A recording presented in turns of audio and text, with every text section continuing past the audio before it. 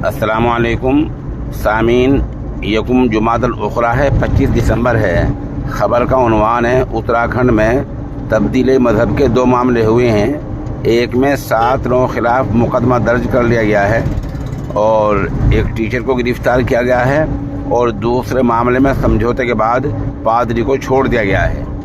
पहला ख़बर सुने। बीते दिन उत्तराखंड के देवडिंग इलाके के एक तंजीम ने नौ तामीर शुदा इमारत में समारोह किया। इल्ज़ाम यह है कि इसमें नेपाली मूल के कुछ लोगों को बुलाया गया और उनको मज़हब तब्दील करने की बात कही गई। इस बात को लेकर विश्व हिंदू परिषद के लोगों ने एहतजाज किया।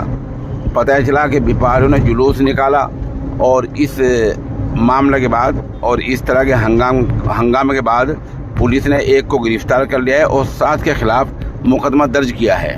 आपको पता ही है कि उत्तराखंड में धर्मांतरण यानी तब्दीली मज़हब के मामले में बहुत सख्त कानून बन गया है।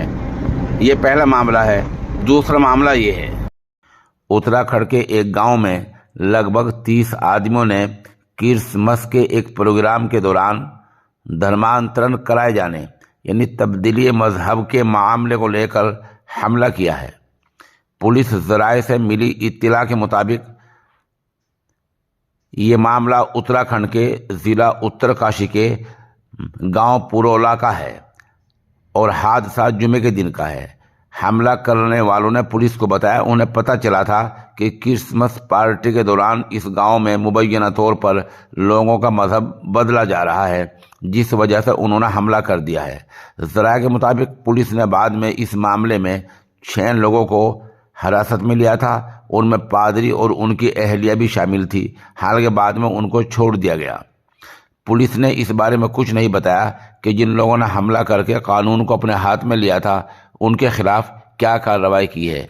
आपको पता ही है कि उत्तराखंड में चंद दिन पहले ही तब्दीली मज़हब के मामले में कानून पास हुआ था। इस रियासत में बीजेपी सरकार है, इसके असरात जाहिर होने ही थे।